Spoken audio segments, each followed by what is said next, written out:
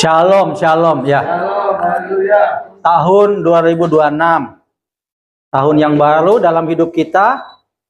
Biarlah cinta kita kepada Tuhan Yesus tidak kendor. Amin. Semakin menyala-nyala, semakin tetap setia, komitmen, dan juga semakin sungguh-sungguh melakukan apa yang Tuhan mau. Ya, saya percaya bukan kebetulan apapun yang ada dalam bahasa ekumene, dalam bahasa persekutuan dengan Tuhan, itu tidak ada yang kebetulan. Kita datang ke tempat ini tidak kebetulan. Karena Tuhan sudah punya planning, Tuhan sudah punya rencana, sehingga apapun yang boleh ada dan boleh terjadi untuk saat ini maupun masa yang akan datang, tetap Tuhan Yesus itu ya dan amin bagi hidup kita. Ya, tema firman Tuhan sedikit saja sharing.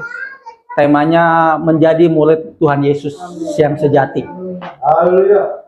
Ada sebuah puisi yang ditulis oleh orang itu nggak mau namanya disebutkan.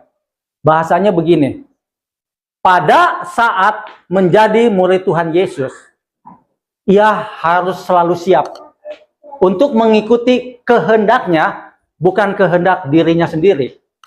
Pada saat ikut Tuhan Yesus, dia sudah mencoba untuk menggantikan salib Tuhan Yesus yang sudah dipikul oleh dia 2025 tahun yang lalu, diambil alih oleh dia. Dalam perjalanan, dalam sukacita, dalam keadaan yang seperti apapun. Dan ia punya iman tetap berjalan. Karena Yesus yang di depan, dia yang ada di belakang. Apa yang diperintahkan oleh Tuhan Yesus, ia berkata, "Ya Tuhan, aku siap untuk ikut Engkau." Haleluya. Nah, puisi itu ditulis oleh seseorang yang nggak mau disebut namanya. Jadi dia tulis, dia someone gitu ya, menulis. Tapi ada tulisan puisi yang lebih dahsyat lagi yang ditulis oleh Khalil Gibran. Dia seorang Lebanese. Dia Kristen Maronit. Dia nulis begini bahasanya: Yesus adalah sesuatu yang paling berharga dari apapun yang ada di muka bumi ini. Sebab ketika kita merasa Yesus berharga, hidup kita nggak ada apa-apanya. Oleh sebab itu, Yesus adalah bunga yang menjadi sesuatu sentuhan, bunga yang paling manis, yang paling indah, yang paling harus kita jadikan bunga itu selama-lamanya tidak layu dalam hidup kita. Khalil Gibran menulis seperti itu, seorang puisi yang hebat, dan dia orang Lebanon, Kristen Maronit.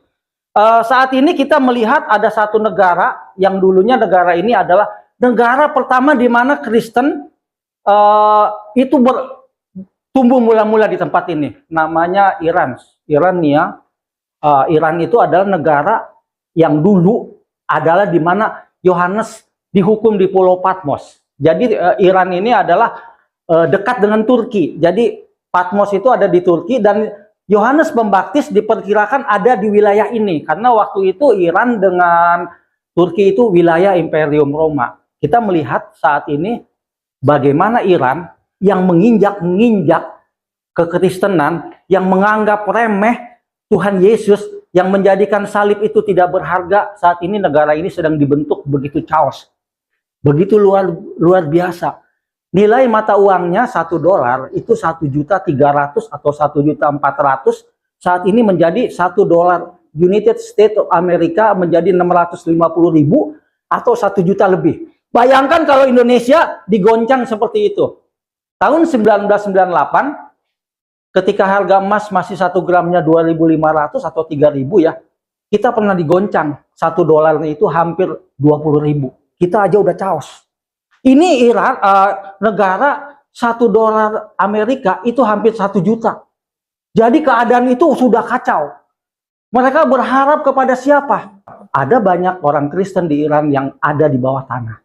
Mereka berdoa, mereka menyembah, mereka hidup dalam persekutuan. Nggak sebebas kita. Mereka terima Yesus karena Yesus tahu bahwa Yesus adalah jawaban atas setiap hidup kita dalam kondisi seperti apapun.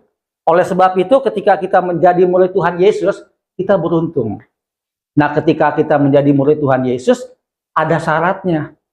Kita nggak boleh sembarangan. Saya percaya tadi di pembukaannya bahwa pertemuan yang ada saat ini kita nggak pernah kebetulan. Saya nggak pernah kebetulan ketemu dengan Laila.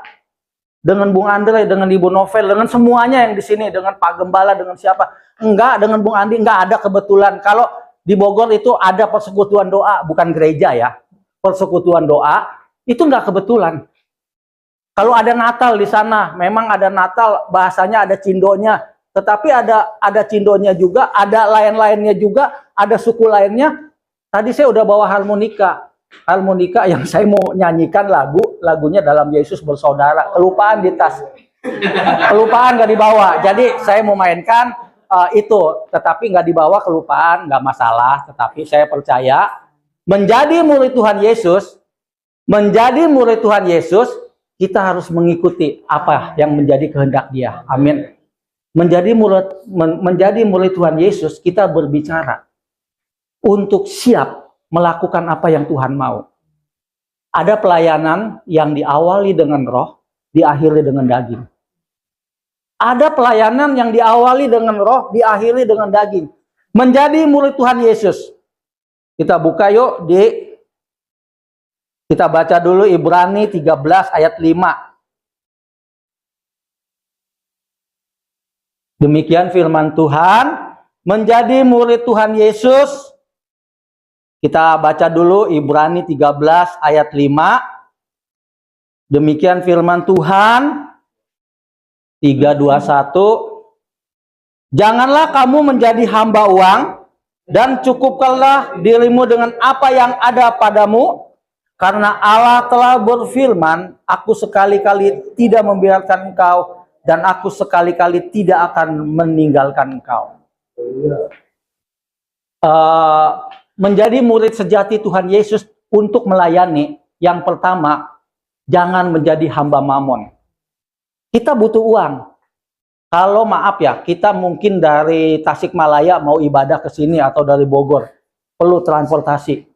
Transportasi kereta, transportasi ojek, dan lain-lain. Tetapi motivasinya, Tuhan tahu, Tuhan mengerti apa yang kita butuhkan. Termasuk ketika kita mungkin mau melayani satu tempat di mana tempat itu jauh, kita nggak ada motor, nggak ada kendaraan, nggak ada apapun. Tetapi kalau motivasinya untuk Tuhan, semuanya itu akan selesai, akan baik dengan indah pada waktunya. Dikatakan, janganlah kamu menjadi hamba uang. Hamba uang itu hamba mamon, hamba iblis, hamba setan. Ketika seseorang melayani, sudah karena pelayanan itu dengan uang, dia akan jatuh ke dalam dosa. Dia tidak akan terpuaskan dengan apa yang ada, dengan uang yang akan dicari oleh dia. Dia akan terjatuh, dan suatu ketika dia akan meninggalkan Tuhan. Karena tidak ada apapun di gereja itu untuk dijadikan uang. Jangan sampai seperti itu dikatakan, janganlah kamu menjadi hamba uang, dan cukupkanlah dirimu dengan apa yang ada padamu. Karena Allah telah berfirman, aku sekali-kali tidak akan membiarkan engkau, dan aku sekali-kali tidak akan meninggalkan engkau. Satu puisi lagi. Jadi puisi ini kadang-kadang membuat saya nggak grogi di tempat ini. Jadi selama ada kegiatan untuk sharing firman Tuhan, saya itu ngeblank otaknya. Nggak tahu kenapa ngeblank. Jadi waktu dibantu oleh puisi ini membantu saya untuk bisa berkata-kata. Karena kemarin saya ini gagap, tiba-tiba nggak tahu kenapa makan itu sate babi terlalu banyak, jadi tiba-tiba pagi-paginya kram dan lain-lain, jadi cukup mengganggu. Saya akan bacakan dulu puisinya, yang artinya puisinya, jangan karena uang kita melayani, janganlah engkau karena uang kita mau disukakan, sehingga apa yang Tuhan perintahkan itu tidak dilakukan. Dan Yesus ada ketika dia berkata, aku tidak mempunyai apapun dalam hidup ini. Bahkan ketika aku akan tidur, aku tidak bisa membaringkan kepalaku sekalipun. Serigala punya liang untuk tempat dia tinggal, tetapi aku tidak mempunyai apapun. Jadi Yesus menunjukkan bahwa dia datang ke dunia, dia tidak berpikir untuk menjadi orang yang hebat. Dia datang ke dunia, Yesus tidak berpikir akan menjadi raja yang bisa menyelamatkan orang Yahudi dari penjajahan bangsa Roma. Dan Yesus tidak akan mau dilayani. Bahkan ketika Yesus melayani murid-muridnya, dia membasuh kaki murid-muridnya. Dan Peter berkata, "Guru, jangan engkau melakukan ini.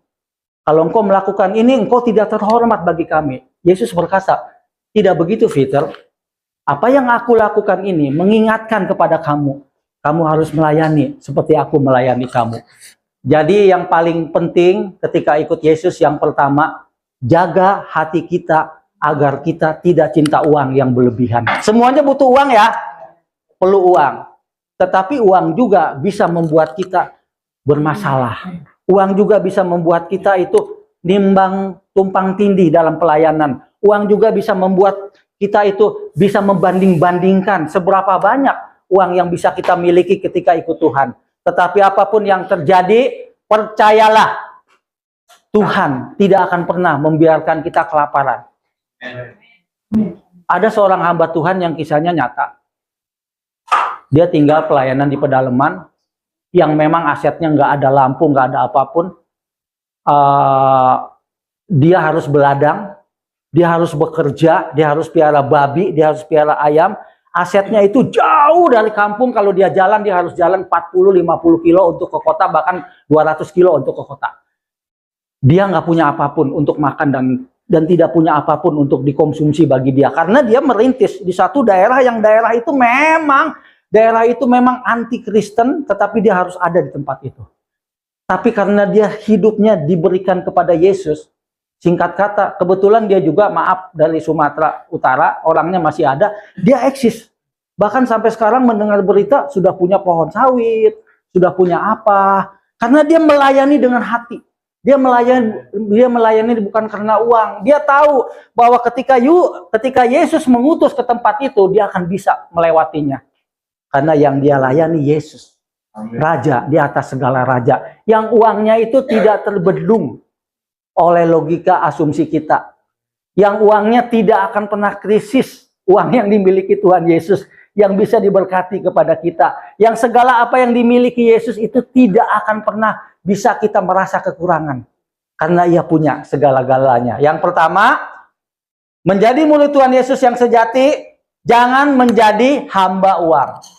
Hamba uang itu segala sesuatu diukur dengan materi.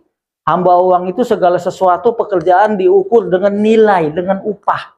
Padahal upah kita itu sudah terukur di surga. Walaupun nilainya sama 1 dinar. Tetapi ada bagian-bagian di mana Allah akan memenuhi kebutuhan hidup kita dengan cara yang ajaib.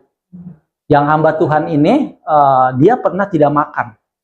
Dia hanya makan singkong, dia hanya makan ketela. Karena di tempat itu memang untuk menanam padi, itu daerahnya gundul. Tetapi dia percaya, apapun yang dilakukan, saya bukan karena uang, saya melayani untuk jiwa, karena Yesus yang memanggil saya ke tempat ini. Saat ini, berita terupdate dari yang didata bahwa dia sudah memiliki sebuah gereja yang besar, GPDI lagi, gereja yang besar. Kalau boleh dicek di wilayahnya, boleh dicek. Nama ini terkenal sebagai orang GPDI senior di Kalimantan Barat, terkenal. Dan dia bisa buat gerakan, dia bisa membuat satu tempat itu yang tadinya kumuh, yang tadinya miskin, bisa ada gerakan di mana dia buat Tuhan dipermuliakan. Awalnya dia nggak makan. Awalnya dia dipukulin, digebugin. Bahkan awalnya dia dimasukin mukanya ke sawah. Diperintahkan untuk makan sesuatu yang maaf. Tetapi dia tahu, ketika Tuhan memerintahkan dia untuk berjalan, tidak menjadi hamba uang, saat ini banyak jiwa dimenangkan oleh dia. Dia menjadi berkat. Dia menjadi berkat, dia menjadi panguyupan, dia menjadi sesepuh. Bagaimana orang yang datang kepada dia bisa ditolong karena dia sudah diberkati oleh Tuhan. Jadi yang pertama, ikut Tuhan Yesus, jangan menjadi hamba uang. Yang pertama, ikut Tuhan Yesus, menjadi murid Tuhan Yesus, jangan menjadi hamba uang. Yang kedua, beriman yang teguh. Wahyu 6 ayat 6 ya. Ini ya. Wahyu 6 ayat 6. Wahyu 6 ayat 6. Nah, ini tadi saya ilustrasikan tentang cerita yang terjadi di Iran. ya di Iran ya. Ini kisah nyata. Memiliki iman yang teguh kepada Tuhan dalam situasi kondisi seperti apapun. Amin. Amin. Memiliki iman yang teguh kepada Tuhan dalam kondisi seperti apapun. Kita baca ayatnya. Demikian firman Tuhan, Wahyu 6 ayat 6. Dan aku mendengar seperti ada suara di tengah-tengah keempat makhluk itu berkata, secupak gandum sedinar dan 3 cupak jelai sedinar, tetapi janganlah ruksakan minyak dan anggur itu. Situasi di Iran, kalau boleh ini diekspos, itu udah sangat-sangat dangerous, sangat-sangat bahaya. Krisis moneter tahun 98, pembakaran di Jakarta, anti Tionghoa, anti China, itu saya ada di Glodok. 14 Mei, 15 Mei, 13 Mei itu saya ada di Glodok. Saya menyaksikan bagaimana Glodok itu dihanguskan, di bumi hanguskan, dibakar. Orang-orang China dijarah. Bahkan ada yang pakai salib-salibnya diambil. Bahkan ada wanita-wanita yang dilecehkan. Itu saya menyaksikan kejadian tahun 98. Karena saya masih ada di daerah Glodok, daerah kota. Tahun 1908 bulan Mei itu. Oleh sebab itu, kita secupak gandum sedinar dan 3 cupak jelai sedinar, tetapi jangan ruksakan minyak dan anggur itu. Kita harus punya iman yang kuat ikut Yesus. Tetapi saya percaya Tuhan Yesus sedang melakukan karyanya di Iran.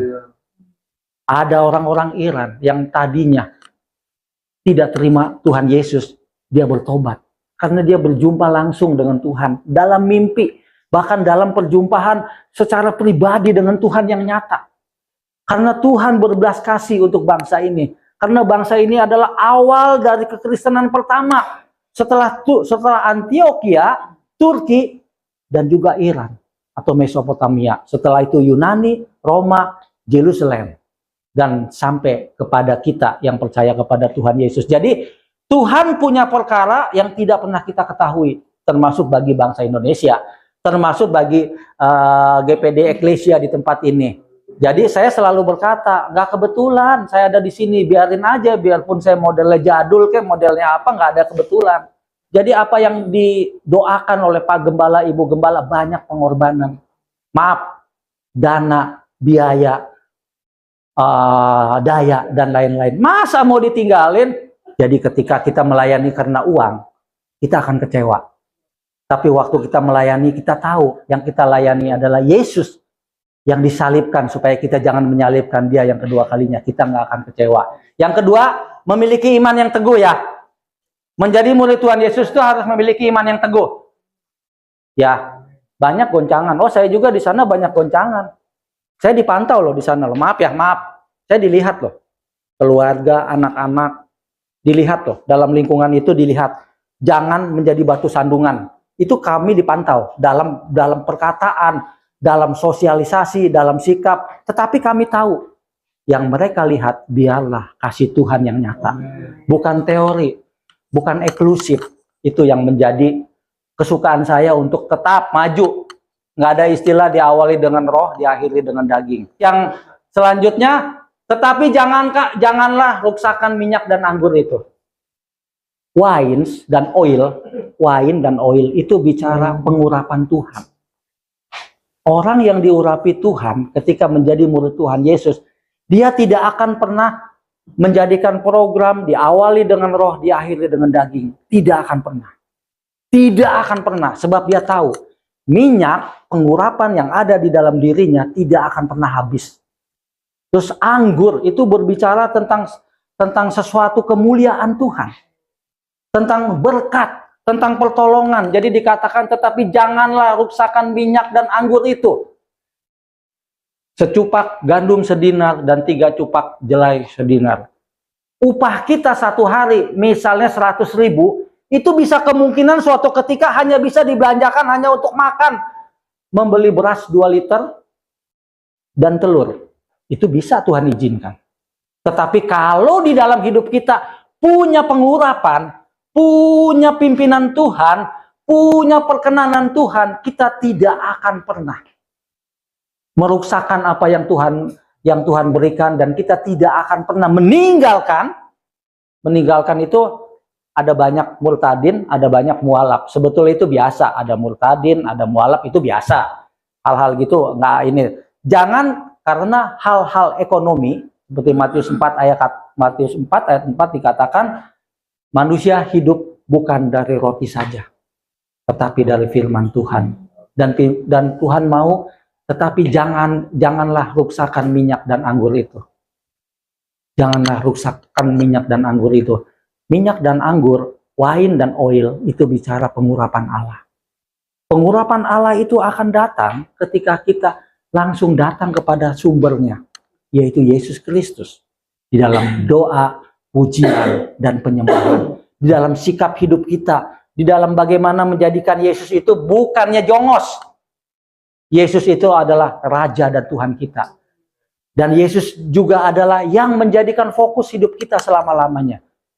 Yang dilakukan oleh kita di Bogor itu ngeri-ngeri sedap. Tetapi Tuhan sudah kasih jalan keluarnya. Jalan keluarnya sederhana.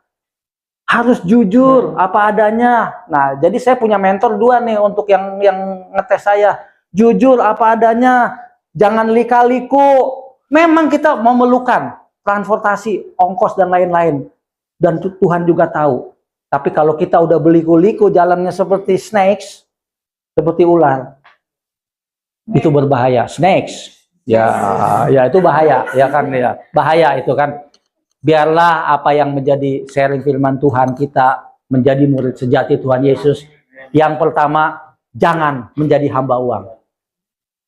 Yang kedua, memiliki iman yang teguh untuk tidak goyah dalam kondisi situasi seperti apapun. Tadi udah ada ilustrasinya, bukan ilustrasi, itu kisah nyata di Iran dan juga di kejadian kerusuhan Mei 98. Itu kisah nyata. Bagaimana negara chaos karena mata uangnya itu inflasi tinggi sekali. Waktu itu emas kalau nggak salah ibu ya 2000 ya Bu ya. Dolar masih 2.500 tahun 97 98 ya. Tapi saat ini emas harganya sudah 2 juta, 2 juta setengah 1 gram. Emas yang bagus ya. Bayangkan dari 2.500 sampai 3.000 saat ini sudah hampir 2 juta 500 atau lebih gitu ya. Dan kalau kita memiliki job pekerjaan 1 hari hanya untuk dibelanjakan makan dan minum hari itu, setelah itu selesai seperti yang dialami saudara kita di Iran, kita nggak bisa lakukan apapun. Tetapi apapun yang terjadi, Tuhan bisa lakukan sesuatu yang dahsyat di tempat itu. Di Iran saat ini orang berdoa.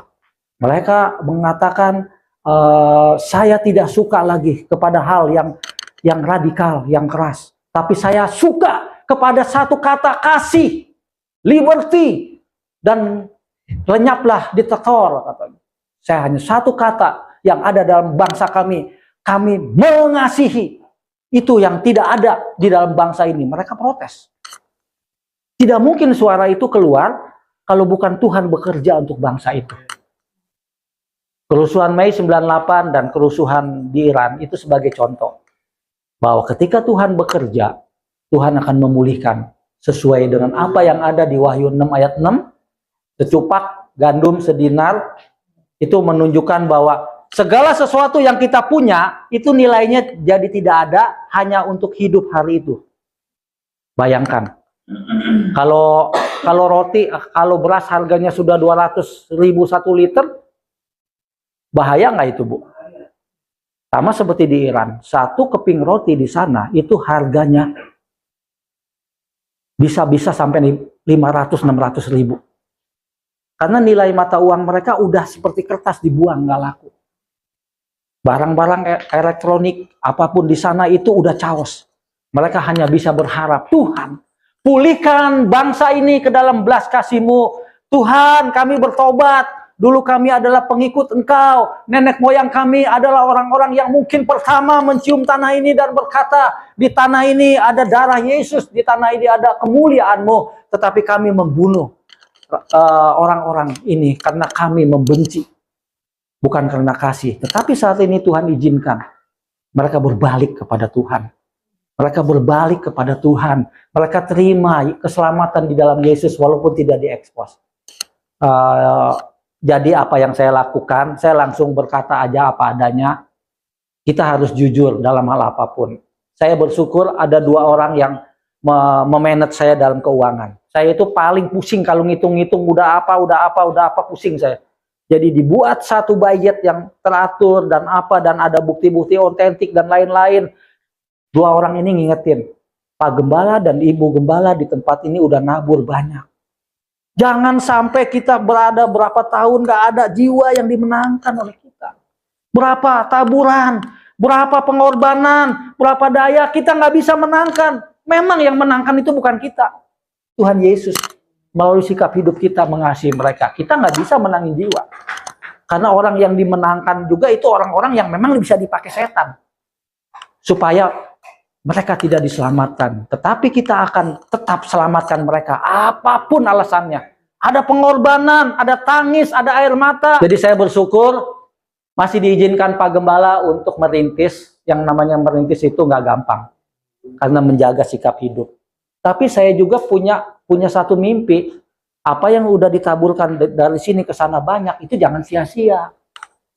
Jangan menjadi masalah, jangan menjadi persoalan sehingga ketika mengawali dengan roh, ya akhiri juga dengan roh, jangan dengan daging. Karena kita tahu jiwa itu punya Tuhan. Kami hanya mediator, Pak Gembala hanya mensupport. Semuanya itu Tuhan yang akan kerjakan. Selama kita benar berkenan kepada Dia. Menjadi murid Tuhan Yesus yang pertama. Jangan menjadi hamba uang.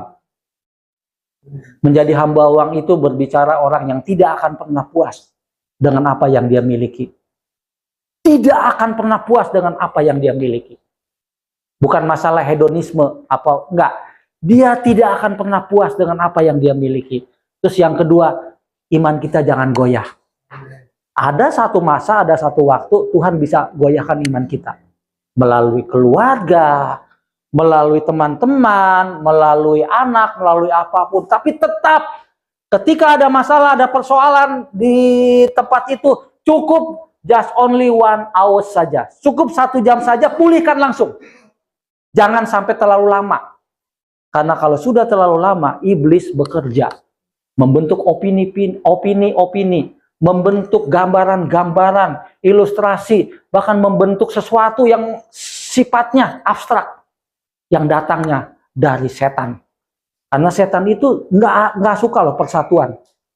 Dikatakan Yesus berkata, aku menyatukan setiap orang yang bisa aku satukan. Dan aku umpamakan bahwa aku adalah seekor induk ayam, kata Yesus. Aku akan mengepaki mereka. Dan aku akan membawa mereka dalam pelindunganku. Jadi Tuhan itu tidak suka perpecahan. Tuhan itu sangat suka kepada unity. Yang namanya perpecahan itu datangnya dari diabolos, dari setan. Oleh sebab itu saya percaya kalau kita mau pelayanan di gereja yang besar itu nggak akan pernah kepake.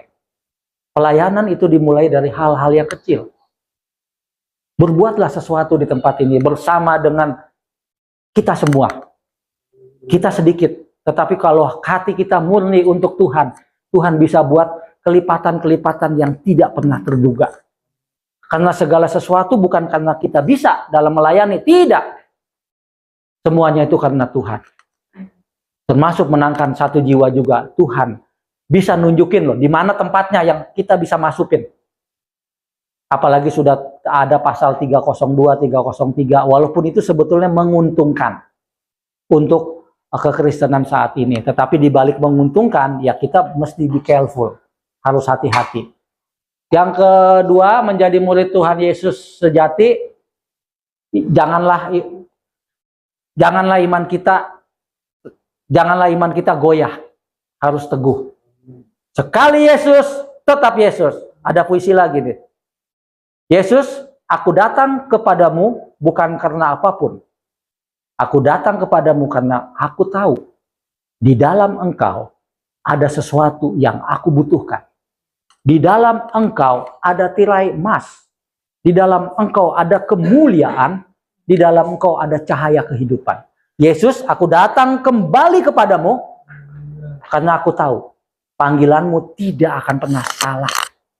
Ketika engkau memanggil setiap individu-individu yang ada dalam kehidupan siapapun, insani manapun, di situ Tuhan sedang mengajak. Anakku, yuk mari kita sama-sama berjalan bersama dengan aku. Jangan dengan yang lain. Itu Yesus kita. Yang ketiga, jangan pengurapan dari Tuhan itu kita harus minta. Tetapi jangan rusakkan minyak dan anggur itu. Melalui apa? Kita tahu, jujur aja dah. Di sini kita paling males untuk doa. Jujur aja. To the point aja, termasuk saya. Langsung aja ke ininya. Saya kadang-kadang kalau diajak istri saya jam 4, Pak Nyesek ngasih ajaran jam 3 Pak Willy, jam 2. Nggak bisa bro, kami biasa bangun jam 4, jam 2 itu aura Tuhannya nyata. Bagus, dia kasih semangat. Cuman karena kami terbiasa bangun jam 4, ya jam 4 itu pada saat ajan. Kan di tempat kami ajan kalau pagi rame, ya disitulah kami doa. Jadi itu yang membuat kami tuh ini. Jadi jangan rusakkan minyak dan anggur yang kita miliki. Pengurapan Tuhan itu pribadi lepas pribadi ada loh. Ada di abang juga, ada di Oma Linda, ada di semuanya. Tetapi pengurapan Tuhan itu bisa hancur, bisa hilang. Selama kita tidak punya hubungan yang intim dengan dia. Hubungannya dengan siapa? Dengan HP. Ini bisa menjadi sesuatu yang nilainya lebih berharga dibandingkan hubungan kita dengan Tuhan. Dikatakan, tetapi janganlah rusakkan minyak dan anggur itu. Hati-hati ya. Minyak dan anggur itu berbicara koneksi kita dengan Tuhan. Minyak dan anggur itu berbicara pertolongan kita dengan Dia. Minyak dan anggur itu berbicara doa-doa kita yang kita panjatkan setiap waktu. Itu bebas ya. Waktu itu nggak bisa ditentukan. Jam 2 nggak bisa. Pribadi lepas pribadi itu punya privasi yang beda dengan Tuhan. Jadi ketika berhubungan dengan Tuhan, di mana kita merasakan Tuhan itu hadir, lakukanlah itu. Termasuk siang, termasuk di mobil pun bisa kita loh memuji menyembah Tuhan. Makanya waktu saya di kereta, Ibu Gembala tuh ngasih saya kesempatan, istri saya datang ke sini, bagus juga. Karena kadang-kadang kita suka ngelihat cewek cantik tuh senang. Bener, bagus. Jadi saya senang. Jadi pada saat di kereta kan banyak cewek-cewek cantik, ini jujur ya. Ya banyak cantik. Mulailah si jadul ini, patua ini, matanya lihat-lihat. Noni cantik itu. Terus ada istri saya di kereta, istri saya mabok. Ngeliatin apa sih itu yang pakai jilbab? Kayak kita kenal di mana? Ya kan nggak nyambung. Berarti memang mata kita ini bisa jahat kalau kita nggak berjalan bersama istri. Tapi memang kita punya kerinduan, ya semuanya istri saya dibawa ke sini, Bu Gembala ya maaf ya, supaya dia punya visi misi, punya hati yang sama. Tapi waktu di kereta bener loh, mata kita bisa jalangan loh. Padahal udah jelek, udah botak. Kok banyak yang noni cantik gitu di kereta, banyak. Aduh memalukan. Tapi waktu melihat istri saya lihat ini istri yang tercantik di dunia, yang harus saya kasihi. Datang dari perkampungan Borneo, suku Dayak, dibawa dari gunung ke Keracak untuk membantu melayani. Jadi harus mengasihi dia dengan sepenuh hati. Makanya ibu siapa tuh, Ibu Tarigan, Bapak harus bawa ya, itu Maitua ya. Ada Maitua di sini bilang begitu, nanti sananya lain. Nah, begitu ibu itu. Jadi memang harus saya bawa minimal 1 bulan sekali ya Bu Gem ya. Jadi karena memang jujur istri saya itu punya kelemahan fisik yang, jadi dia tuh aneh, naik kereta bisa ketinggalan di Manggarai untuk bawa HP, dia masuk duluan. Waduh, masuk duluan. Bingung saya mau nyusul udah ketutup, udah jalan. Pak kenapa? Istri saya ketinggalan. Saya telepon, dia kata, kamu jangan keluar mana-mana, jangan ke karet, Manggarai di tangga yang kedua. Untung dia bawa HP loh. Kalau nggak bawa HP, main cari-carian tuh minggu kemarin. Untung bawa HP dia. Di Manggarai yang kedua kan dari Duri ketinggalannya, dia masuk salah dari Duri naiknya. Jadi dia duluan Pak. Jadi saya belakangan. Nah, belakangan kan dia udah sampai. Kamu di Manggarai yang tujuannya tanya ke security yang ke Bogor.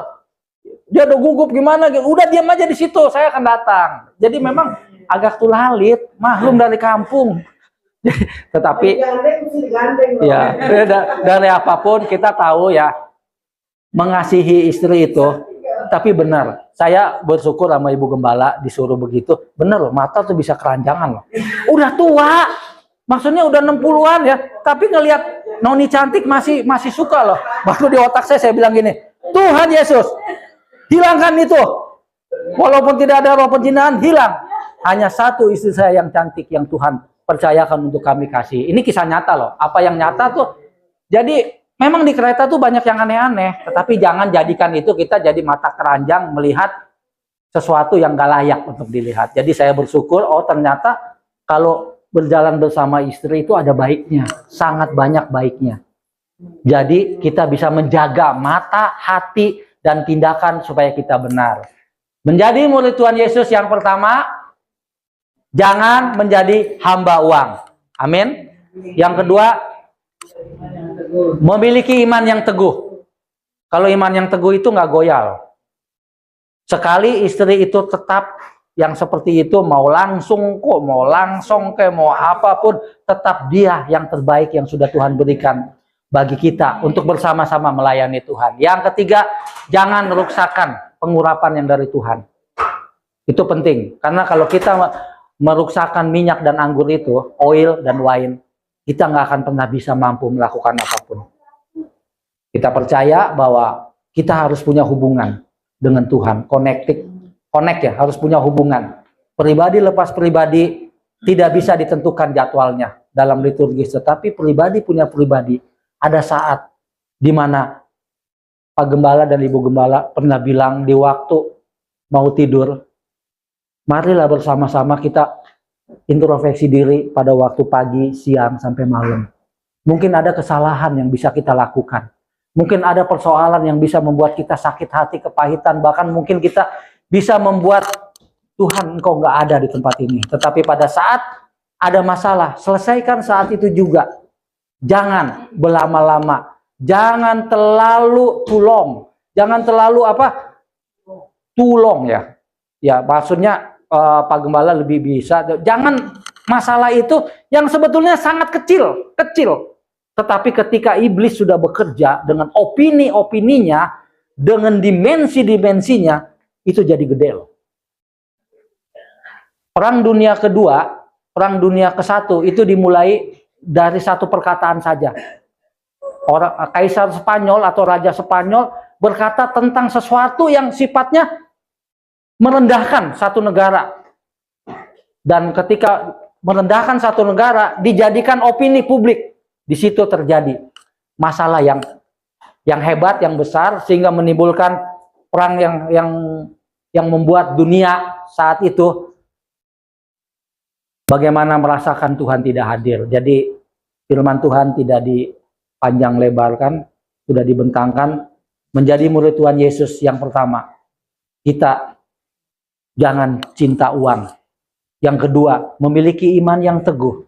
Yang ketiga, jangan meruksakan minyak, anggur, pengurapan yang dari Tuhan. Artinya jangan sepelekan Tuhan ketika kita berhubungan dengan Yesus. Bawa Yesus dalam setiap event apapun. Bawa Yesus. Sebab ketika kita tidak membawa Yesus, kita nggak bisa buat apapun. Kita lemah dan tidak berdaya, bahkan kita bisa berbuat dosa. Kita bisa berbuat sesuatu yang membuat kita merasa benar padahal tidak. Bawa Yesus. Yesus itu lemah lembut, dia berkata di dalam Matius 11 ayat 28 dan 29. Dia memikul kuk yang kita punya. Beban yang kita punya ada di dalam belayan dia. Bahkan Yesus juga memberikan yang terbaik bagi setiap apapun yang boleh kita lakukan. Kita percaya menjadi murid Tuhan Yesus itu berbicara bagaimana kita harus berjalan bersama dengan dia. Dan kami tahu ketika kami berjalan dengan dia, biarlah Tuhan yang ada di depan dan kami berada di belakang.